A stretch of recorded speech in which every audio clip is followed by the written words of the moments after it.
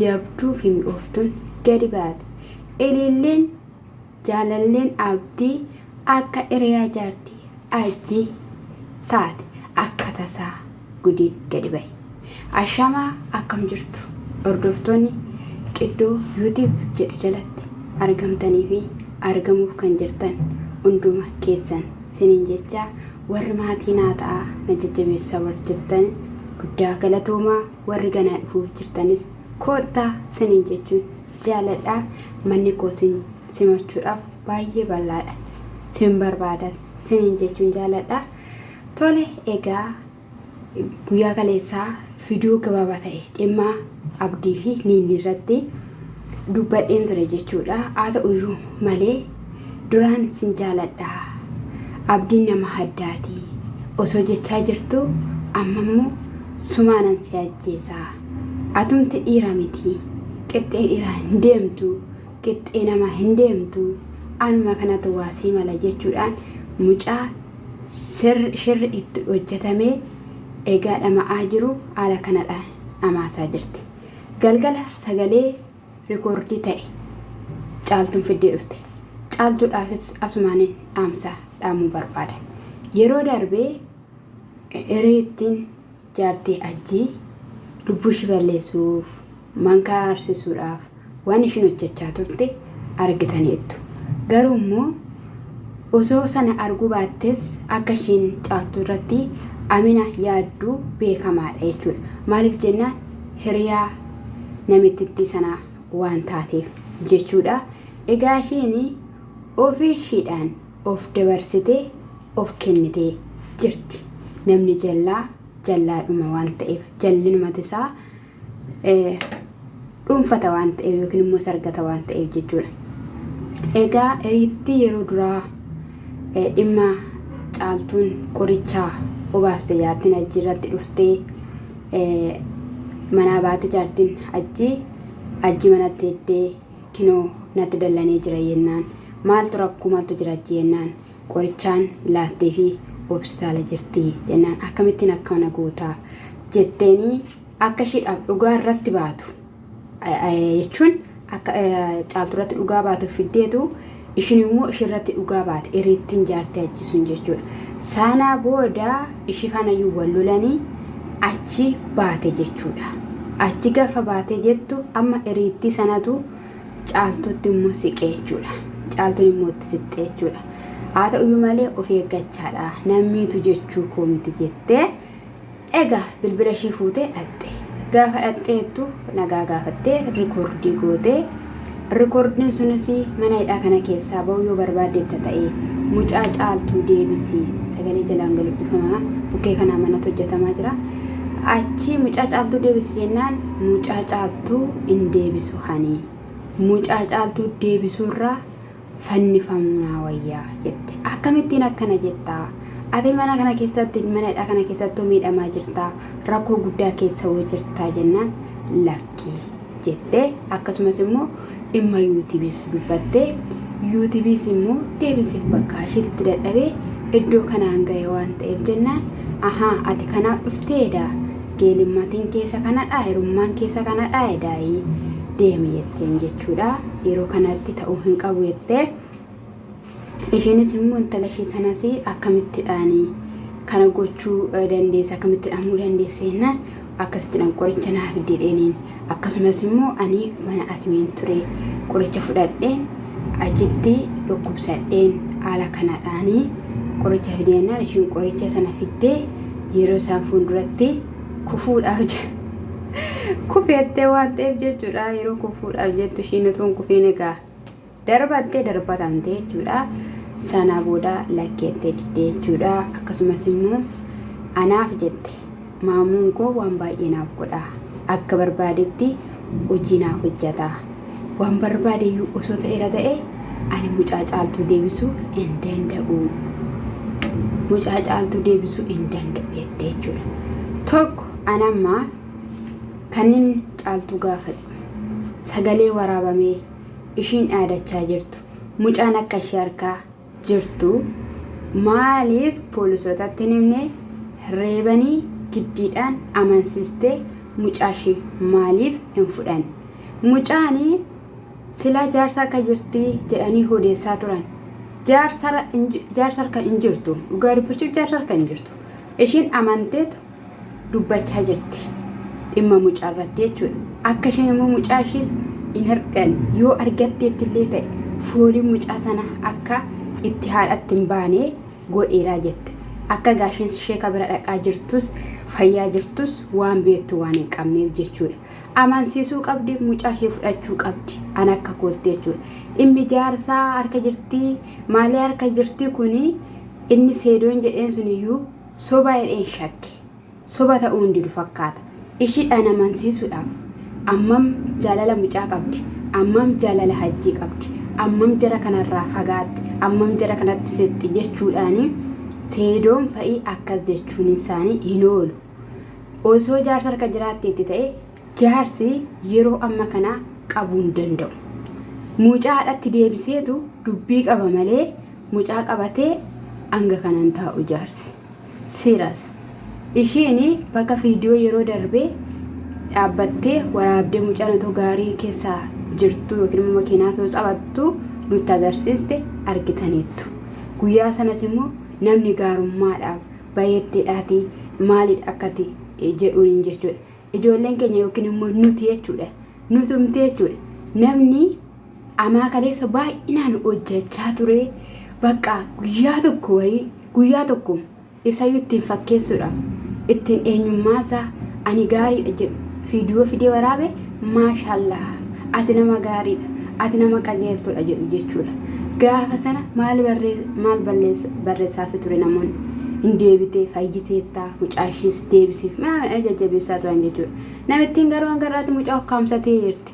Haadha irratti kan hanga kana hojjatte mucaa nama fayyadha jettanii yaaddu musin. Iyyaaddu inamantuun siniin jedhame ani inaman. Dhugaa dubbachuuf ani inaman. Kaleessas inamanne har'as inaman jechuudha. Gaafa duraayyuu mucaa kee gaafa fudhatte mana irratti gaggeeffamuu qaba. Calluma jettee mucaa kee fudhattee dhiisuun qabdu jedhee dubbachaan ture jechuudha. Hangarraa mucaa hin jirtu. Mucaa waggaa lamaan guune hin jirtu hangarraa. Dhugaa dubbachuuf kun baay'ee nama gaddisiisa jechuudha. Hangana kan hin jedhamne. Abadan yuutubiin hin jiru. Abadan mucaan hin jirtu. Du'aan filadhaa itti. Fannoon filadhaa itti. Bakka ani hidhaa kana keessaa hin ba'u. Mucaa isheetti deebisee haadhiiftu itti. Ishiin murteeffatte itti jechuudha. Maammuun kun afaan jira itti jirti. Afurri hamaan immoo yeroodhaan wanti hin hojjannee jiru. Mana hidhaa sana keessaa butee ishii baasuu danda'ama. Dhugaan siniin jedhe akka dhattee achi keessaa baatee ani sodaan koo morma caaltuu nuun jedhame kan sodaachaa jiru. Caaltuu seeratti kenni. Sagalee waraabaa jirtu kan dhattee itti himta osoo hin taane viidiyoo itti agarsiisi. Bakka itti viidiyoo agarsiisiti. Yommuu lakkii waan isaan barbaadanii ani gochuu hin danda'u. Isaaniif qarshii kaffaluu hin danda'u jettee saba keetti maddu. Sabni kee si gargaara. Bilbila as qabdee jechuudha. Bilbila kana as qabdee akkas gooteedhaaf nu maal fayyada? Nuti mee fayyuu kee mucaa kee argachuu, mana sana keessaa bahuu, meeshaa sana gurguruu, bahararra mullee yoo ta'e bahararra bakka mucaa kee qabattee galuu. Jalqaba irratti waaqatti rabbitti eenyummaa kee kennitee na hoolchi. Hin beekta cinqii koo, hin beekta gadda koo jettee achi keessaa bahuudha. Bakka kanaan achitti sagalee fiddee akkas gooteedha mee maal si fayyadame? Simuun jiruursite mee? Atennaa har'a dhattee qoricha fudhattee sitti qaramee nama ishiin gorga nama kaatee sitti haaressiti. Hoomaadha isaan baay'eedha isaan wal gargaaranii hojjetu. Tokko yoo keessaa waan tokko taate tokkotu dhufa. Wal deeggaru. Ajaa'iba. Inni biraa immoo si'iin miti jetteen inni reetti sana. Ati anaaf hiriyaa koo miti. Hiriyaan koo intallitti sanaan nabiibamaa jettan ishiidha.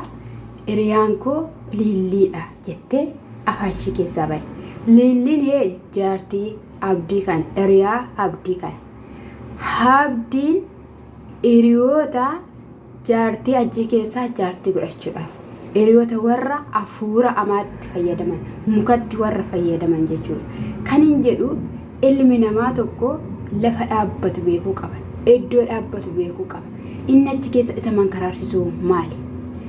Ani mee kana dhibee warra biyya sana warra Yaman sittaa qara'amu sheeka biran si geessa yoo gaafa sin jettaniini ani fayyaadha, ani nagaadha, ani kallattii kamiiniyyuu umtuun irra jiranitti deebi'anii isinitti mormu jechuudha. Nama ni fayyaadha jedhamu akkam goota? Iiteetu afaan ukkaamsitee baattee deemtamu. Na argitu Abdii fi Liiliin waliin hin jiraatan ammas. Saariyaan jedhamtu sun immoo sagalee ishee dhofkatteetti. Magartuun jirti. Sinin jedheeran durayyuu magartuun jirti dudduuba kaameraa. Teessee hojii hojjechaa jirti. Ishiin kunis hojii hojjechaa jirti. Liilli faanas Abdiin hin jiraatu. Sababni isaayyuu intalittiin hin jiraachistu. Garuu nachi mankaraara. Baay biyya keetti galeennaan biyyatti galuu dide. Baay goomaa dubartootaa gidduudhaa of danda'ee jiraadhu ennaan dide. Namni mee dhugaan siniin jedhe. Amaanii yeroof sinirratti mo'a. Yeroof sin boochisa. Yeroof sin gaddisiisa. Garuu gaafa sin rabbitti sixxanii gaafa sin eenyummaa keessan rabbitti kennitan dhugaan siniin jedhe sin gatee sin biraa deema jechuudha. Sin dhiisee sin biraa deema. Maaliif jenna sin dadhabeera waan ta'eef humna isaati ol taatanitti waan ta'eef. Mee Abdiin jechuudha maaluma hojjetachi keessaa osoo jechuudha dhimma magartuun fixiin osoo magartuun mana sana keessaa hin baasin tokkoffaratti intala sana maaliif fide? Intalli sunoo hiriyaa jaartii ajjii akkasumallee magartuun beeku natti fakkaate. Hiriyaa ishee amma hidhamtee hiriyaa jaartii ajjiiti.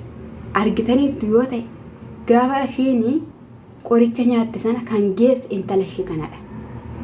Akkumatti jaalachuu danda'e akkamitti mana isaa fidachuu danda'e?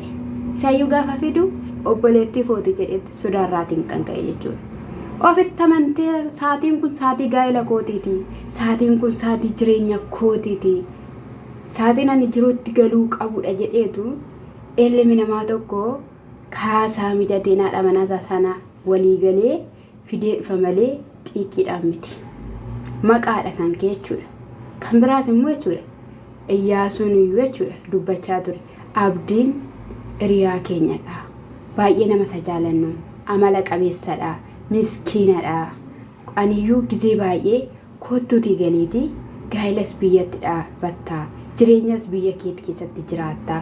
Kallattiilee hundumaaniyyuu wal bukkee jirraa. Wal gargaarree hojjenna jedhee ani dubbachaan ture. Garuu hangarraatti hin taane. Dubartoonni garuu achirraatti kolfaa jirutti taphachaa jiru. Mana isaa dhiisee mandarra deemee bula jedhee dubbataa ture jechuudha. Dubartii wayiis immoo sagalee kan iyyaasuudhaaf keessu ni jirti jechuudha. Inni kunis maalidha yoo jettan waa'ee dhimma seeduu irratti, waa'ee dhimma sumayyaa irratti, waa'ee dhimma hayyuu irratti dubbachaa kan turte jechuudha. Seedoon wanta namni jedhe tokkollee hin dhaga'u. Anatu beeka jedha. Anatu danda'a jedha. Dhugaadha. Haa ta'uyyuu malee wanta namni namaan jedhu, wanta namni nama gorsu dhaggeeffachuun dirqamadha. Yaada namaa fudhachuun dirqamadha. Dubartiin gaafa jala kaatanii yadda isheen dubartiidha. Dubartiin gaafa jala kaatanii nama tuffatti. Kanaafiyyuu inni gaafa isheen biyya tokkotti darbite asii achitti gaafa kaattee jala kaachaa jira. Tuffatte bira darbiteetti. Akkasumas immoo elaa tokko dhiisi lama dhiisiti hanga 10tti yoo fuuteyyuu rabbiin sodaachuu baatte anaan waan tokko hin sodaatin akka barbaadde tabaallaguu dandeessa jetteettiin yaada kenniteettii fi kanaafiyyuu maaliif maraataa itti hojjetaniiru hidhamee jette hidhamee obboloonni hidhanii irra dhaabanii quraana irratti qaraasisuun dirqamadha. Namni amma isa birriisatti oliif gadi kaatee shi barbaadu kanadhaani maskiidatti dhaqee maskiidaaf kenne akkasumallee nama nyaachisa qopheessee akka kadhataniifiitti gochuu dhiisetti inni garuu oliif gadi kaachaa jira. Murtoon isaa maalidha? Ijoolleen kun gaafa waggaa 7 gahan gaafa waggaa 5 gahanii isaanii meerra abbaan keenya jedhu miidiyaa irratti ilaalaa jiru. Kanaafiyyuu maaltu akkasinni oliif gadi kaatusa taasisee maal keessa jira ammasii garuu immoo intalittiin isheenii isa salphisuudhaaf kireemii dibadhuuti dhaqi jettee ishiin gorsite sunillee dabarfamtee hidhamteetti. Haa ta'uyyuu malee har'ayyoof dagachuu hin qabu. Sababiin isaayyuu isaan danuudha. Hangan qaban jettee itti himaa turte jechuudha. Nufaana dadhabdee jirti baay'ee nu'iif yaadde obboleettiin kun jedheeyyuu inni iyyuu dubbachaa ture jechuudha Iyyaasuun jechuudha. Ayyuutti hin faradamu. Baay'ee dandeessuudha. Dhugaadha. Wanti ishiin jechaa jirtu waan sirriidha. Kaa ishiin anaaf iddoo hin qabu, anaaf lafa hin qabu. Ani waan hundumayyuu dhiiseera. Warra na jaallata warra na faana jirtan naaf galatooma. Karra warra na abaartan iddoo isiniif hin qabu. Adeema jettee dubbatteetti jechuudha isheenis jechuudha. Isa kanadha amma eessa jira jedhu. Amma eessa jira siniin jedha. Inna isa kanadha ani hin beeku. Isin immoo akkuma barame subscribe, like, doolii sana tuquudhaan nafa laxaa siniin jechuun jaalladha. Abdiidhaafis du'aayii kadhata godhaafis niin jedha. Namni gaafa rakkate namatti hin tolu waan ta'eef siniin jedha. Jaalatee miti egaa mandira sana keessa kan naanna'aa jiru siniin jedha. Gooftaan sana eebbisu. Shaalom.